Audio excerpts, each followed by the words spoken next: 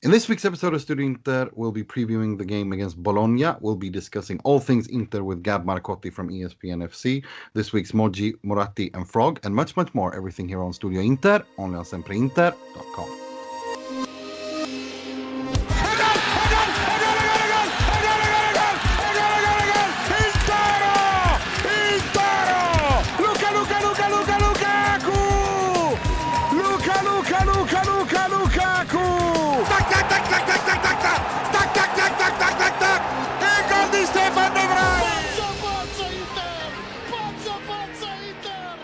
Benvenuti, bentornati to another edition of Studio Inter. I'm your host, Nima Ruzzari, wishing you back from a break, an involuntary break that we were forced to do because of the cancelled game against Sassuolo due to the mini outbreak of COVID-19 in Inter's squad. But we're back now, and joining me is the SempreInter.com preview writer all the way from Egypt, Mr. Mohamed Nassar. Welcome back. Hello. Well, I'm very happy to be back and very excited to get into this, especially with our special guest today. And we're also joined by SempreInter.com's chief news editor, Mr. William Beckman. How are you doing, Will? Good. Newly liberated Mr. William yes, Beckman. Unlocked down as of about 20 hours ago. So that's things good. Looking up. It's great. And we're also joined by our good friend from Canada. He's a producer over on TSN, Mr. Michael Gallo. Hello, everybody. No games the past couple of weeks, but hey, we're still in first place, so that's the good thing. And we're also joined, as I announced in my intro there, by a very special guest, a very good friend of the show who comes on. I think this is like his fourth or fifth time he's coming on. He's got an excellent podcast called the Gab Juls Pod. He's over on ESPN where he defends Italian football with passion. Welcome back, Mr. Gabriele Marcotti. Great to be with you guys. Thanks for having me on, and hopefully I only defend Italian football against unfair attacks. I'm very happy to attack it viciously when we screw up, which often, let's face it, or has been often in the past. For sure. You're absolutely right. That's true. Let's start with Inter, because I remember I was WhatsApping you in the summer when I was losing my shit, for lack of better words, when Kolarov and Vidal and Darmian were coming in, and you were much more calmer than I was.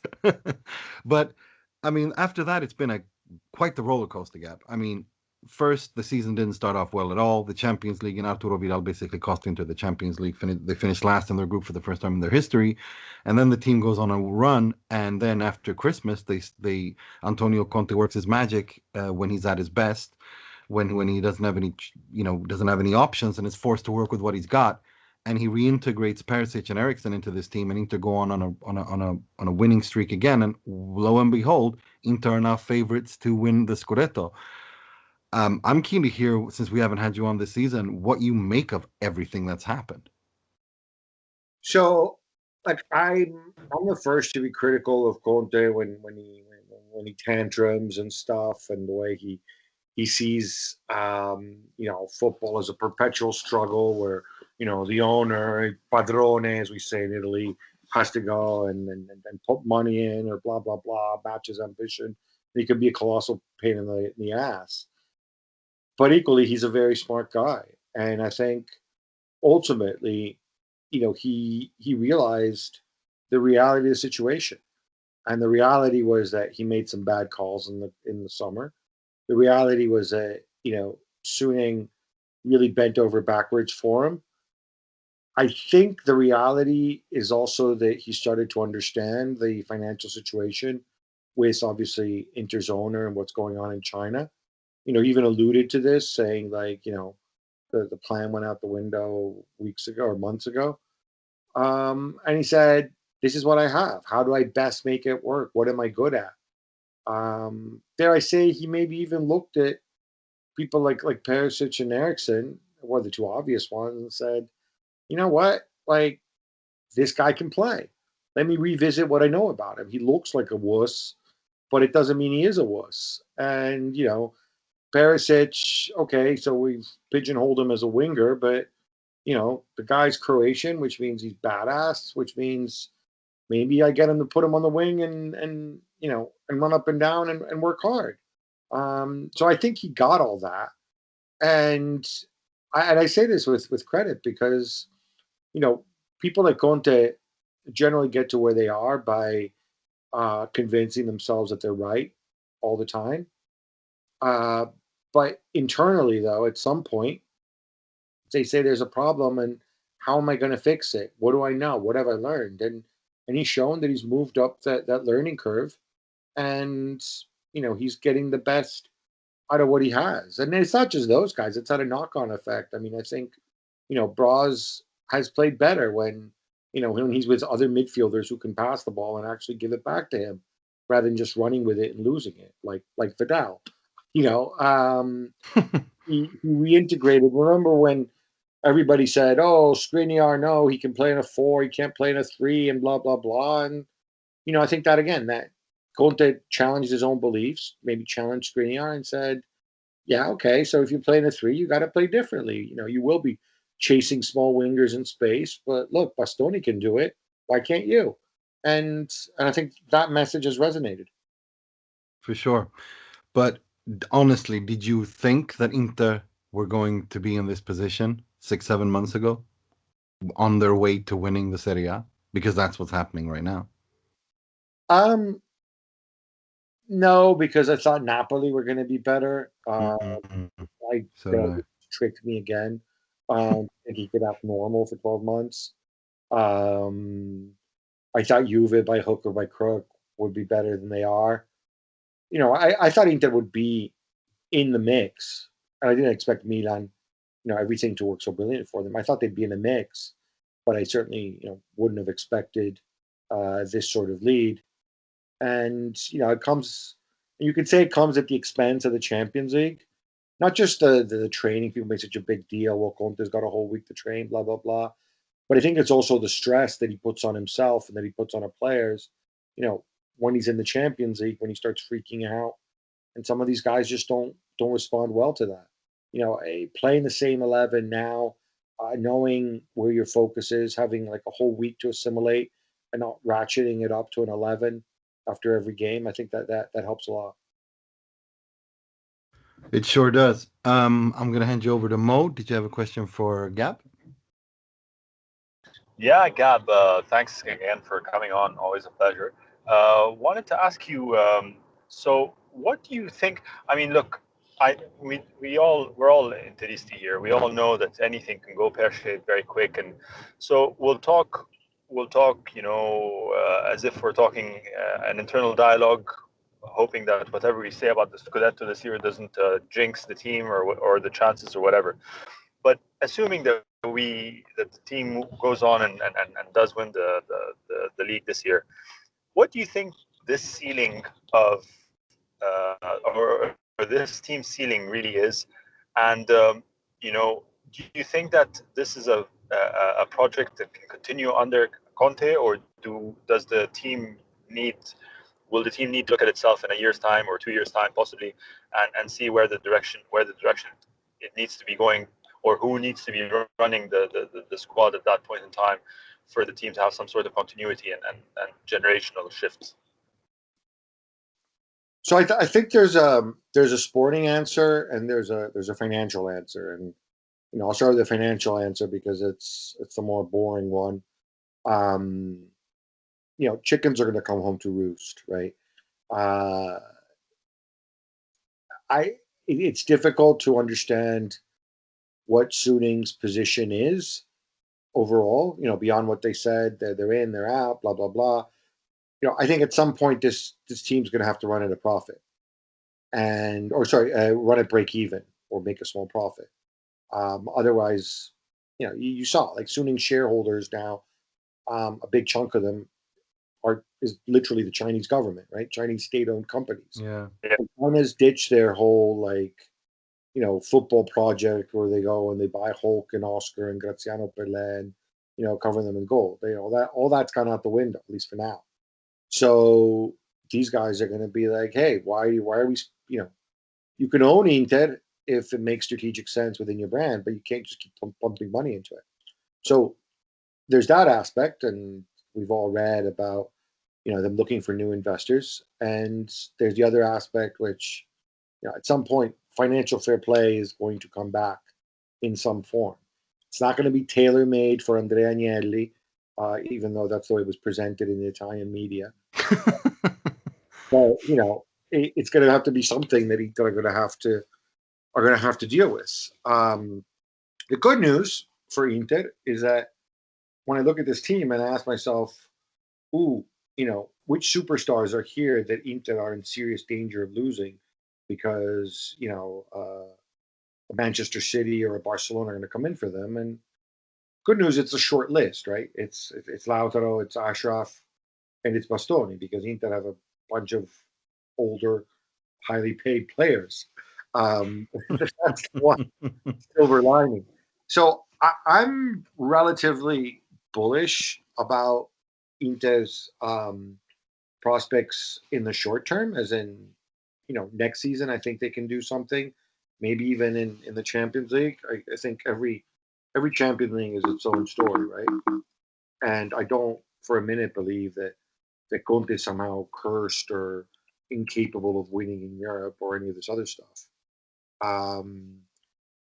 But if you're talking about building a cycle that can work 3 to 5 years, if you're going to do that, you need to bring in some young players very quickly. And obviously Barella, I forgot. Obviously, you want to add him to that trio. And the reality is, you can sort out Lautaro's contract, and beyond that, how many of these guys do we genuinely think are going to be starters and productive on a Champions League winning Inter side in 3 years' time? And I go to this team, and apart from those guys I mentioned, I think Lukaku will still be around and contributing. Maybe Eriksen in some form. There's not too many others, and that has to be the concern. And then you go back and say, well, can Esposito turn into something? Can Pinamonti? Is there somebody else coming through? Do we trust Auxilio to go and bring in some younger players and be patient? Will Sensi ever be fit and amount to anything? There's a lot of questions there. For sure. Will, going to pass you over to Will, if you have a question for Gab. Yes. Thanks, Gab, for coming on. It's the question actually leads on nicely from what Mo was saying, and it's about Conte himself. We have heard sort of occasional stories in the Italian media that he is not guaranteed to stay at Inter beyond the end of the season, obviously because the financial landscape is what it is. Obviously, he came very close to leaving last summer before everything was patched up in that wedding venue last summer. But I just wanted your take on, if it is another summer of austerity, be it with Suning or with someone else in charge, do you think it's a realistic possibility that he could be departing, regardless of what happens in these last 11 games? And if that is the case, do you think he would have options elsewhere? Because often the Premier League gets brought up in these situations, but I don't know if there'd be anyone really looking to take Conte at this moment in time, especially given the salary that he commands. So just what are your thoughts on Conte's future? I think that's something that works in Inter's favor. And I could be completely wrong on this. Conte's stock is not very high outside of Italy. And in fact, even within Italy, if you were to talk to Juve fans, they'd probably tell you that, because, we were in transition and because he got himself knocked out of the Champions League, right?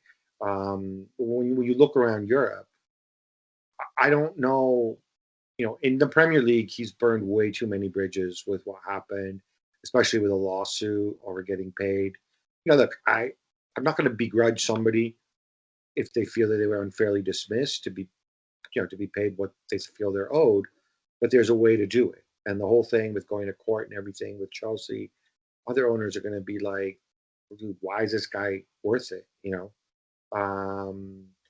And so I don't think it's here. I think in Spain, they have their own ideas about Italian managers and who they like and who they don't like. So I really don't see that happening.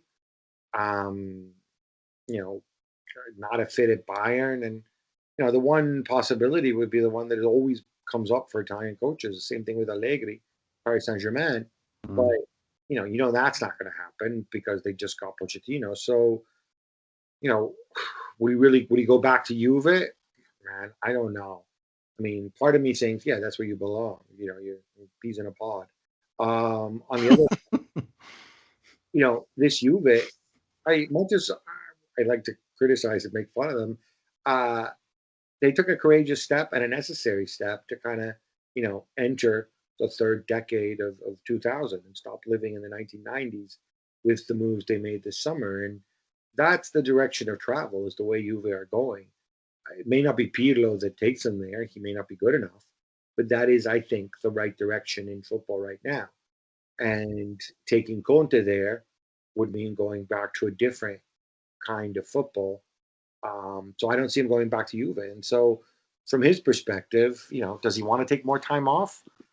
I don't know. I think the clock is ticking for him. And look, I think in some ways, if he realizes, oh, I didn't get my way these last 6 months with the money and everything, but I still won the Scudetto, and look, these guys like me, and maybe it's going to make him want to stick around. Maybe even stick around on Suning's terms, which I think would be a good thing for Inter and probably for Italian football as a whole. Agreed. Mike? Yeah, Gab, let's talk about some of the soccer that happened over the last few days, if you don't mind. So Italy had a couple 2-0 wins against Northern Ireland and Bulgaria, and some of the Inter players that were involved. Barella played about a half hour against Northern Ireland and played all 90 against Bulgaria. Sensi started a match and played 68 minutes against Bulgaria. I believe that's his first start in I'm going to say at least 5 or 6 months, if I'm not correct. He hasn't played with Inter in at least, I'd say, a month and a half. So I'm just wondering your take on how both of those players did it in those two matches. I think the whole ethos of these games, the way Mancini set it up with his players, was really, guys, I've called up, I think it's 38 players are in this squad, which is just completely insane. He's like, it may mean that I don't, I get to talk to you once over the whole week, but it's necessary. And I think that percolated through to the players a little bit, where there was a sense of, okay, let's just spend time together. We can't really work on anything in training. You're not going to be judged on the games because we're all at different levels of fitness. We all have different priorities. You're going to learn so much playing against Northern Ireland and against Bulgaria. I'll just get the games done, right? So having said that as a premise, I don't think Sensi was particularly good against what I thought was a poor Bulgaria. I think Barella was better, but again, you can see what was on his mind. On his mind was just, let's just finish the 90 minutes, get the W, score a couple of goals so that we can keep up with Switzerland, and move on. So, I don't think we can necessarily judge any of these players for Italy, based on these 2 games. Although it's good to have Sensi back because, hey, look, it's another guy who can pass in midfield, and I think in the modern game, you can never have too much of those. For sure. I just had one thing I wanted to ask you because this is something that I've noticed, and I wanted to hear if you agree with that, and if not, why, and I want to hear your take on this, because I think that one of the misconceptions, because where I am with Conte, I find him very frustrating and interesting, and he's a complex character. On the one hand, he drives me insane when he gets all stubborn, but on the other hand, he's a tactical genius. He sees the game the way that no one else does. I think he's at his absolute best, as I said in the beginning, that when he's forced to work with what he's got, he's one of the best, if not the best coach in the world. And he has, it's one thing to just get Ivan Perisic and Christian Eriksen to accept to play in this new role, but to wholeheartedly accept it and to give it 110% at this stage in their careers is to me, that's something that the coach, you have to be brilliant at handling players of this level. And Conte clearly is that. But for me, from a tactical point of view, this is not the same Conte that we saw at Juve or Chelsea, in my opinion, in terms of tactically. When you mentioned Skriniar, I think he's lowered the defensive line about 5 meters. I think he's got the balance completely right, which is something that I've been very critical of him. I think the balance was non-existent in the beginning of the season, and now there is. And his vertical football that he talks about, this is not the same power, pedal to the metal, grinta merchant that we saw at Juve, to be very blunt, where it was all about intensity, intensity, intensity, and to a certain extent at Chelsea as well. This is something else. This is much more in line with what he did with the Italian national team. Only there he did it with a far less, with a poorer squad in terms of quality. And I'm really interested in what makes me really interested. What I find really interesting is how he's using Christian Eriksen and Brozovic and the tactical solutions he's used. Despite playing deeper, he's got Inter playing much more attacking whilst also being much more defensively sound. Do you agree with that assessment? Do you see an involvement here, or do you think that that's just like more touches he's made just to have something to, just because he was forced to make them? Well, look, I think I agree. Look, the Skriniar was definitely, he's had to accept the fact that with these players, with a lot of them, you are better off playing a little bit further away from goal, especially when not in possession. I would agree that he's lowered the intensity in some ways, but then, he's always willing or looking to accelerate. If you look at, I think the stats bear it out, but having Hakimi and Perisic, you can start with those guys. Those guys can start out deeper. In fact, you often want to start them out deeper so that they can run at opponents and run into the space behind. And that's fine. Christian Eriksen's got a tremendous range of passing from deep. So a lot of times, it almost turns into a double playmaker when he's on with Braz, and that works well. I think these are adjustments that he's made to the characteristics of the players. One thing, though, that I know has been written about endlessly, but can't be overstated, is the fact that Inter play with a genuine front two, which is something very, very few teams do. And so what that means is almost just about every team you play against has to make an adjustment, right? Every team that you play against suddenly finds itself, playing against two central strikers rather than one. And, that always creates some level of unease. It inevitably, has a knock-on effect, because, if you play a back four, then it generally means that, one of the fullbacks has to always shade across. They can never attack at the same time. If you play a back three, it means that, your spare man is kind of anchored to the spot, because otherwise, they're one-on-ones, and both Lautaro and Lukaku, I think are in very different styles, obviously, a very good one-on-one. So that gives Conte a built-in advantage, which I think necessarily is going to make him play the game differently than he would otherwise. For sure, that's a good that's a good observation. What do you think is going to happen now in the end? I mean, to me, the way that it's looking, this has got to be Inter Scudetto to lose now, right? Man, I'm old enough to remember 2010. Yeah. Bring that up first because obviously it had a happy ending for Inter fans, but I also remember, what happened when, he frittered away that enormous lead, only for Roma to then take over and then bottle it all over again, right? So I'm not going to say, I'm touching my private parts as we do in Italy right now, and I'm not going to make any kind of prediction there. Look, there are a number of head-to-heads and games against teams that, I mean, not head-to-heads against, Milan or whatever, the derby's over, but there are games, we look at the schedule where, Inter could drop points because they're playing teams that have a lot at stake. And in the case of Italian sides, except for Roma, they're all out of Europe as well, so you can't use that old chestnut either. I also think that Inter, more so than some other teams, more so than Milan, for example. And again, I'm not trying to be superstitious here, but what the hell happens if something happens to Lukaku?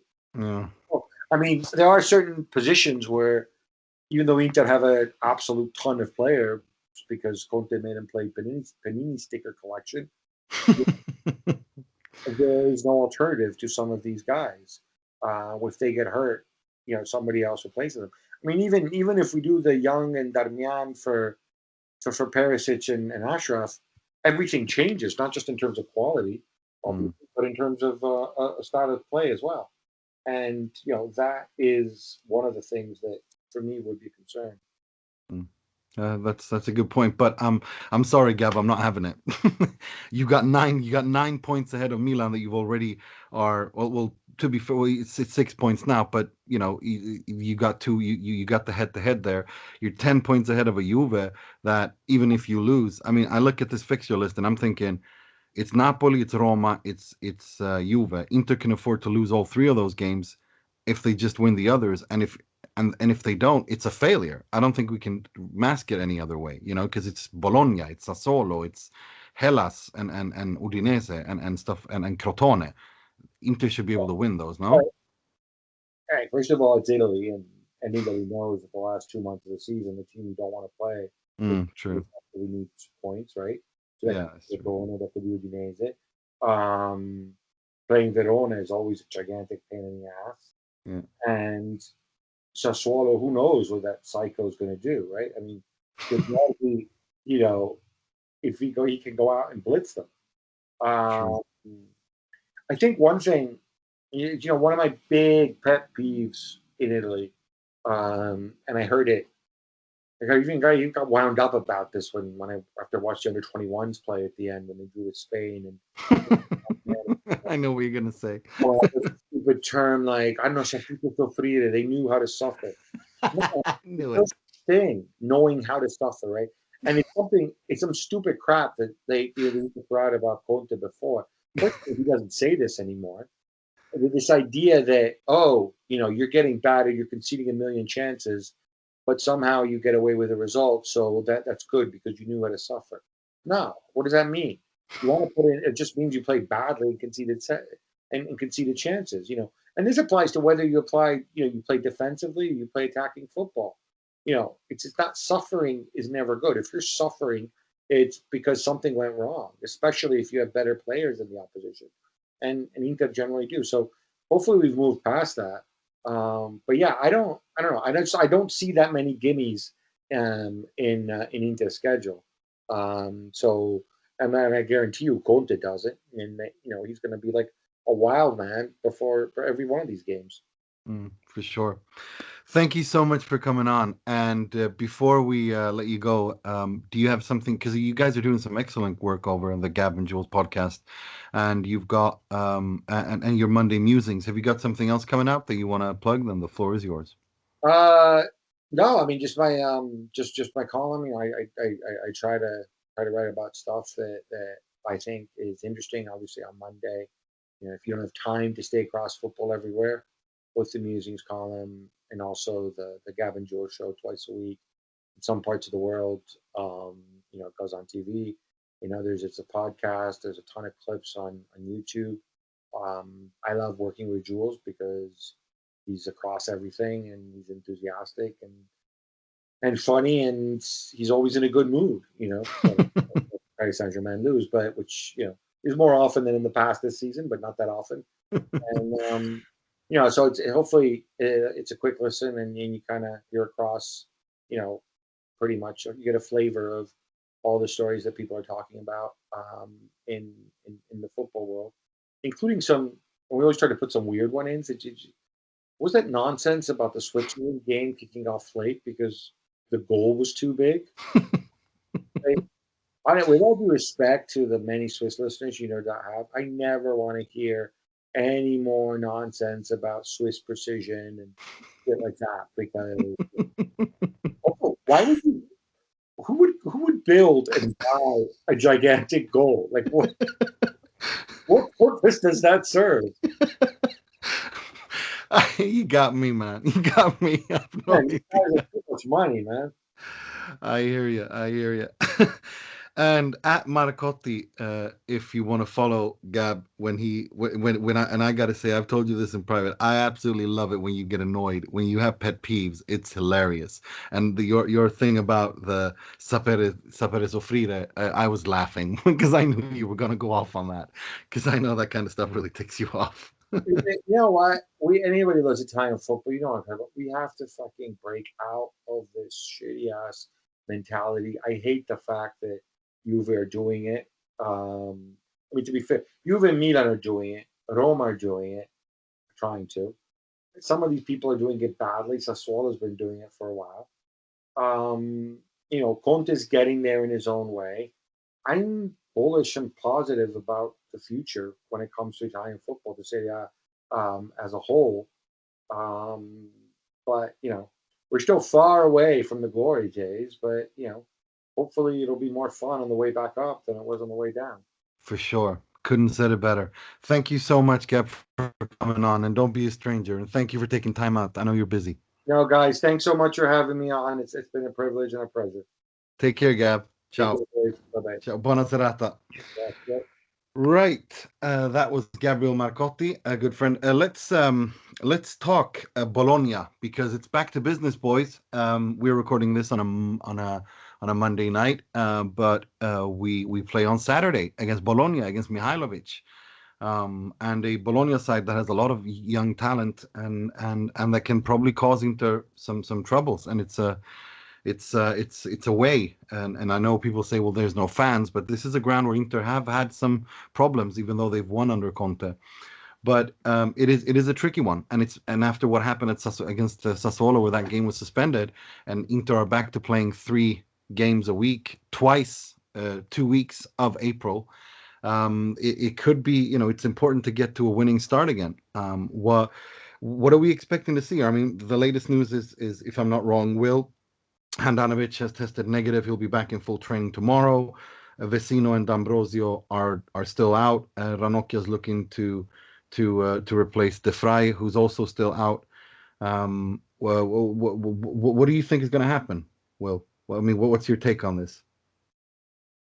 Well, that's all correct. By the way, as far as we're aware, it looks as if De Vrij isn't going to make it in time for the game, even though if he tested negative the next couple of days, he's then got to have a medical test, and then he's got to go through a couple other he's got to jump through another couple of hoops, which might mean that he'd only have one training session before Saturday. So it looks as if we might get Ranocchia at centre back on Saturday. I think, first of all, that we'll see a very different Bologna side to the one that we saw 3 months ago, because Mihajlovic messed up the reverse fixture because he was too busy worrying about a spy in his camp.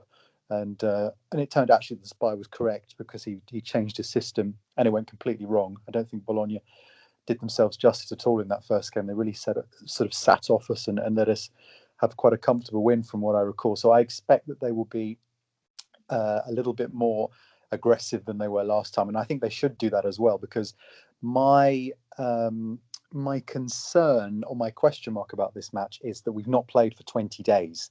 Now, of course, a lot of our key players have played on international duty, so they're not going to be individually maybe rusty, but as a team, we won't have played for 3 weeks. And so I can't imagine this kind of lightning start that we were doing so well until about a month ago. So I don't know what the impact with this game is going to be. I can't see how we won't start a little bit slow, even if that's obviously not going to be the intention. Conte would never send out his team to waste the first half, but I think that the first 20 or 30 minutes will be a bit of an unknown quantity, because if you haven't played for 3 weeks, then I don't think you can just hit the ground running again, especially when Conte hasn't even had the group mostly because of international duty. As we thought that the group was going to be prevented from going off for international duty because of this COVID outbreak. But it was all reversed at the start of last week. So he hasn't had the players to work with either. It looks as if the full group is not going to be back until Friday, possibly, because I think Eriksen plays on Wednesday, his last match. So there's not a lot of time to prepare this game, which is always a question mark. I don't think Mihajlovic will try and match our system like he did a few months ago, because that didn't really seem to work at all. So yeah, I don't think this is simple. We could have Milan 3 points behind us by the time we kick off. I think Milan play before us on Saturday. So, I'm more sort of inclined to go with Gab in that, I don't think there are any games that we shouldn't win, but the games aren't straightforward either. There's a lot of potential trap games left, and I would count this as one of them, because, as you said, Bologna away is generally quite difficult. We obviously won last year, but that was with a last-minute goal from Lukaku after we'd gone behind. We needed Gabigol once to beat Bologna. We haven't got him to call upon on this occasion. So I think it's going to be, Gabigol. Well, yeah, if you're relying on Gabigol to win you a game at Bologna, then you know that there are problems. No, I think this will be interesting. I don't really know what to expect, because we haven't seen them for 3 weeks, but I don't think it's going to be a cakewalk. What about you, Mo? Where are you on this? Do you expect to see do you think it'll be a bit rusty? I personally think that, he's got a few players gone, but I still think that he's had a lot of them to work with. And I think that Inter will be prepared. I disagree a little bit with Will there, even though Eriksen, I don't expect Eriksen to start this game. I think he'll probably make a cameo in the second half. But what do you think?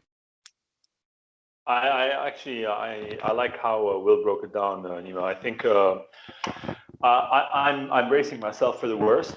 I think ultimately, like the start of the season, though, where a lot of people were quite upset at the results, despite Inter having created many chances. I think this is really what it's going to come down to. If our strikers are sharp, if the 2 guys or the 3 guys or the 5 guys playing in the Bologna half, when presented with chances, do make the best out of them, I think this is what's going to make the difference. But I think, like you said, Will, there's an inevitable disconnect in momentum from that fantastic run, and like you say, we just don't know. It might just be the case that they step onto the pitch and business as usual, and they run through Bologna. But I would be more inclined to agree with your apprehension.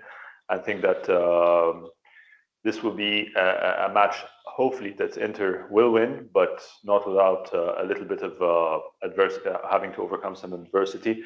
And I think the making sure that they take advantage of what chances are presented to them is going to be the difference. What about you, Mike? Do you agree with the guys? Well, first, when you talk about when you talk about Bologna's talent, you obviously mean Palacio, right? No, I don't. I don't. I'm actually talking about their. They have some young players that are really I know. great. I know. I'm just joking around. I think he's going to miss it, and I think Skorupski's going to miss it as well due to COVID. Yeah. So, yeah. I know. I'm just playing around, but yeah. But I'll second the motion by Mo and agree with. I liked what Will said about the trap game. We use that term in North America a lot. The trap game, where there's all these different types of obstacles that you kind of find hidden.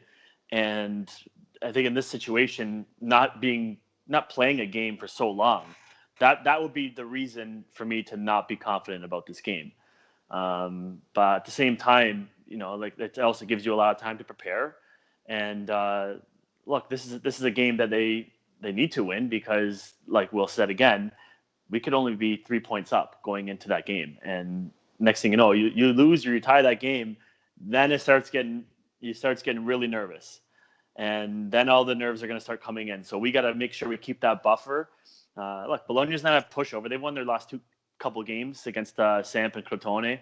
Yeah, Soriano and I believe Musa Barrows had a pretty good year for them too. So they've got the talent. And I just think that they need to, I also think that this is going to be a game. They also got Orsolini, who apparently is better than Federico Chiesa, according to some. According to who? Let's not get into that. Yeah, right, is that according to Orsolini? Yeah. But I also quickly think that this is a game that's going to take a little bit of time to kind of get into. So it's not going to be one of those games where you're going to see a lot of stuff going on, I don't think.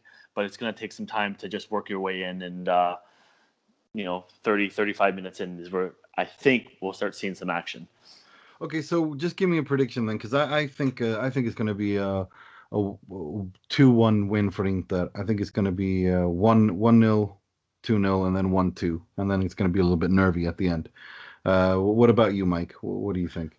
Yeah, I'll say 3-1. I'll say 3-1, and Soriano will score Bologna's goal. And I would love if Ranocchia starts. When he starts, I always think he's going to score off a corner. So hopefully, if that's the case and he's playing, then I always put him down for a goal. Sure, Mo. Yeah, I'll follow your lead on this one, Nima. I'll predict a 2-1 win. Hard fought, last minute drama, deep breaths.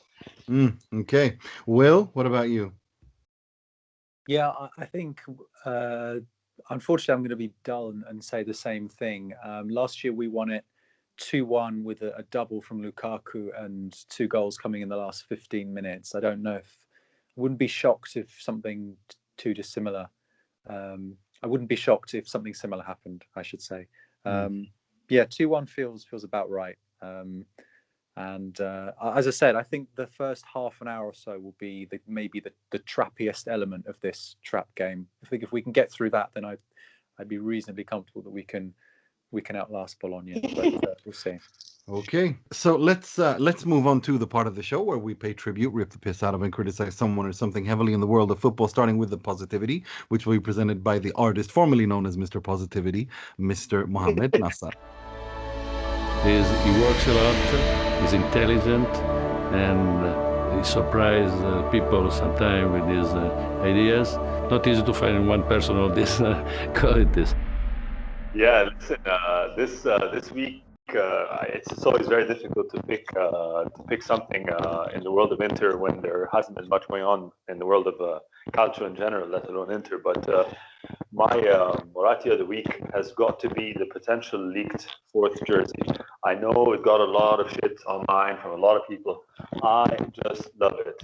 And I love it because it reminds me of the greatest tennis star to ever grace the courts, Andre Agassi. I was going to say, it looks like Agassi in the 90s. I love everything about this jersey. I love it, yeah. Sign me up. I'll be first on the mailing list to buy it. If it in fact is a true leak, I like it very much, and it's very much in the style of the daring kids that Nike have been pushing to Inter. So yeah, that's my Moratti for this week. Nice one. Right, let's move on to something much more comical. This week's Frog, which will be presented by Mr. William Beckman. È clamoroso! Autogol di Ranocchia!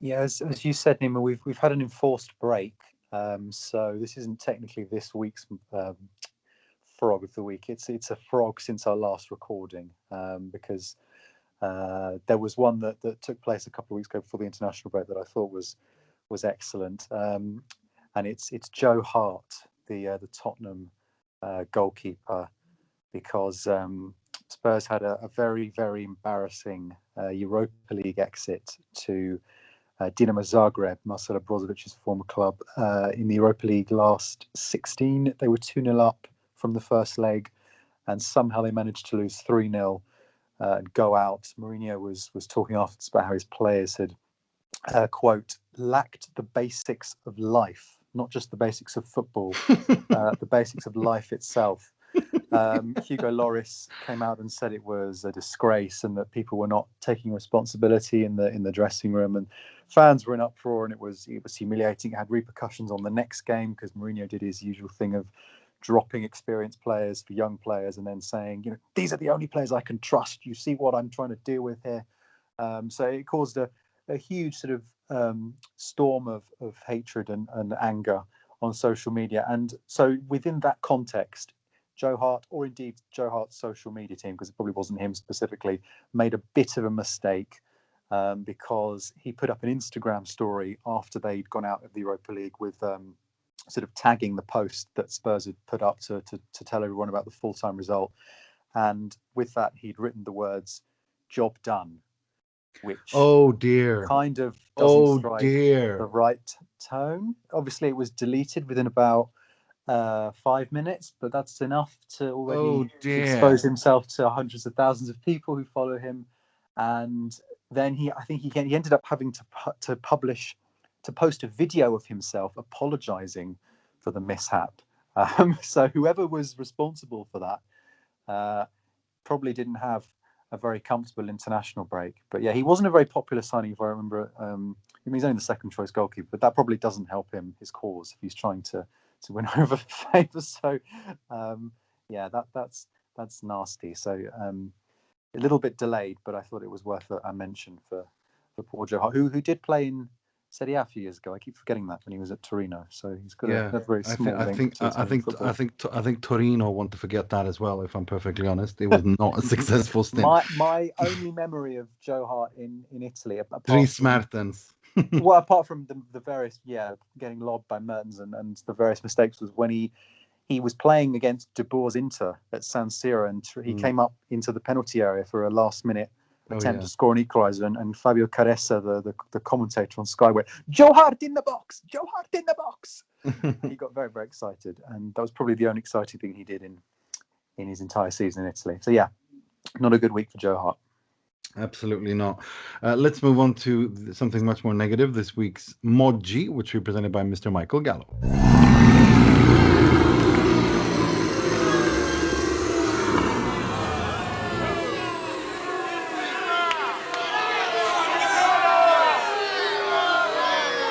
Well, I'm sure we've all seen it. Happened a couple of days ago in Serbia versus Portugal, World Cup qualifying. 2-2, dying seconds of the match. Cristiano Ronaldo appears to score a winning goal to give Portugal the 3 points.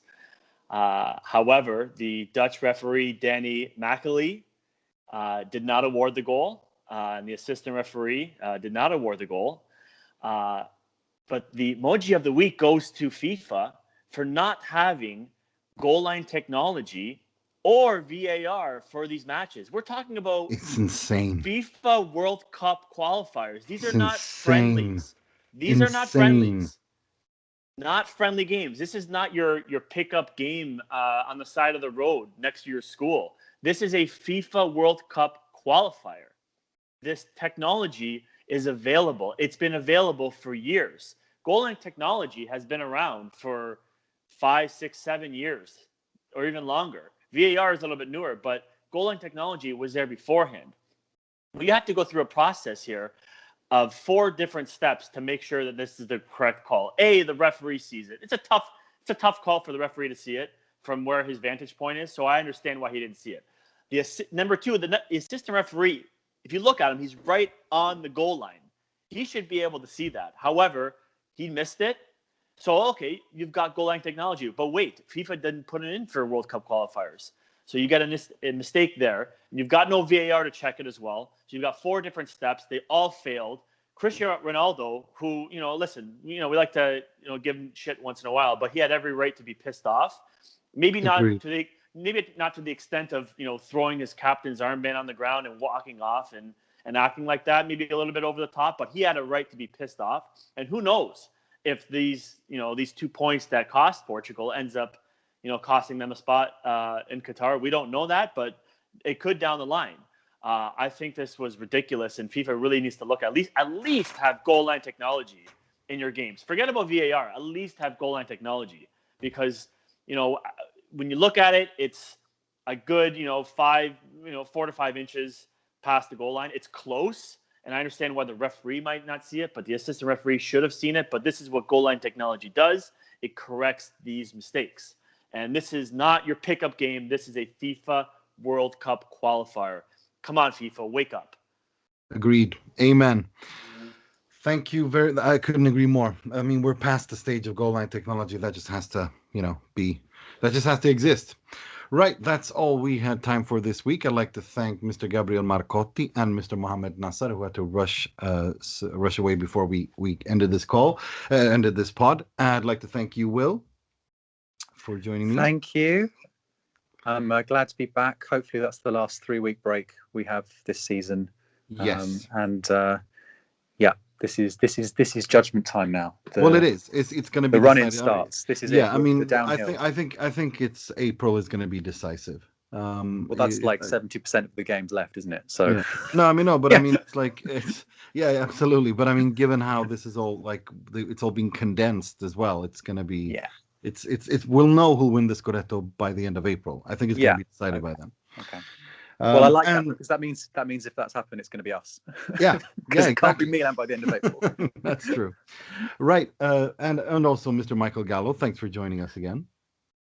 Thanks for having me, guys. Had fun, and this is the final stretch. Starting to get a little excited, and hopefully we can get 3 points against Bologna coming up this week.